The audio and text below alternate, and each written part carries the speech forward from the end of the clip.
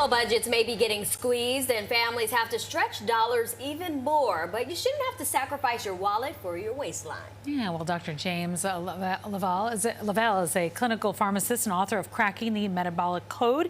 He joins us now with his strategies for staying healthy on a budget. Welcome to the show and congratulations on the book. Oh, great to be here. It's always good to release another book, so, feels good. Yes. So let me ask you something. A lot of people have this perception. Is it more expensive to eat healthy? Yeah, I don't think it's more expensive to eat healthy nowadays. You look at how much it costs if you go through fast food or, go to a local place that's even serving healthier fast food. It gets kind of expensive. You do have to learn how to shop on a budget, though. I mean, you can waste food pretty easy. Just look in your fridge and see how many vegetables are growing things and, what you're dumping at the end of the week, right? So Right. you do have to watch that. Yeah. Okay, there's something you call blue zones. What are those and why should we eat like they do? Well, blue zones are areas of the world where people live to 100 years old more frequently. So whether it's Sardinia, Italy, Icarus, Greece, Okinawa, also in Loma Linda, California. And so people basically eat more vegetables, some fruit, some grains, easier on animal protein. I would be careful with that. I do think as people age, the studies would show they need animal protein, especially after your last budget, if you got those genes, right? So anyway, I think it is important, though, that people also realize in those zones, people are walking a lot. They're exercising as a part of their daily lives. And there's also this part of they're a part of a community. So as people are aging, they maintain their stature in the community, and they're still part of the community. I think that has something to do with it, too. Oh, I couldn't agree with you more on that. And I also think like their exercise is part of their living, not necessarily going to the gym every day, right? It's part of the walking and part of the living. Yeah. So 100%. So frozen food, let's talk about that. Is it just as nutritious as fresh food? It actually is, because they pick it at its peak ripeness and then they flash freeze it. So it freezes those nutrients in. The big challenge with frozen food is, don't overcook it, right? Nobody likes the mushy broccoli.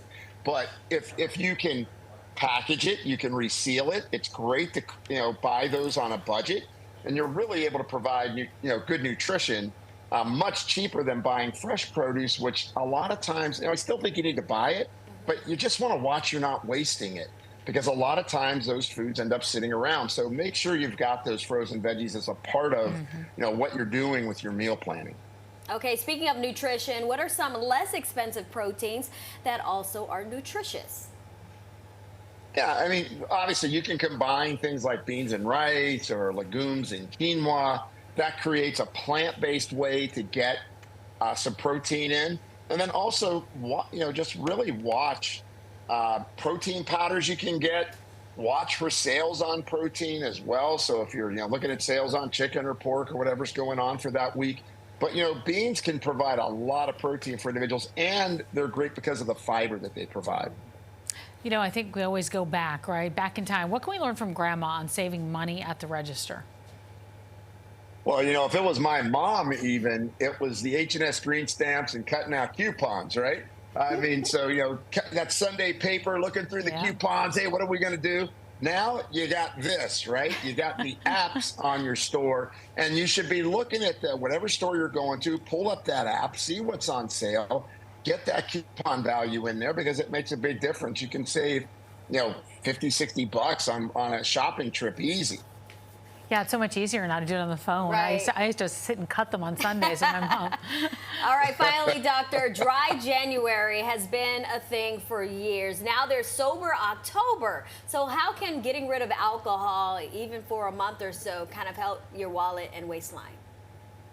Well, it depends on how expensive a wine you like to buy, right? But I mean, it can be pretty meaningful, especially when they say, oh, I only drink a small glass of wine. And I always ask when I'm in clinic, well, is it a glass or a goblet? When you drink the goblet, you're getting through that bottle of wine pretty quick, and that can be costly. And I think the other one that people need to do is they need to think about if they're taking supplements now, because post-COVID, people ran to the supplement counter. You got to look at how you can, double up on those. So things like aged garlic extract that's got 900 studies behind it and publications that shows it has multiple benefits on heart health, which is our #1 killer. I think they're important to kind of include nutrients like that. That one's called kyolic, by the way. And you can get those type of nutrients in you as well to augment your diet to really see if you're going to go after that healthy living lifestyle. Doctor, thanks so much for joining us today. Oh, it's a pleasure being on. Yeah, lots of tips there. For more healthy living tips or to purchase Cracking the Metabolic Code, you can visit Jim's website right there on your screen.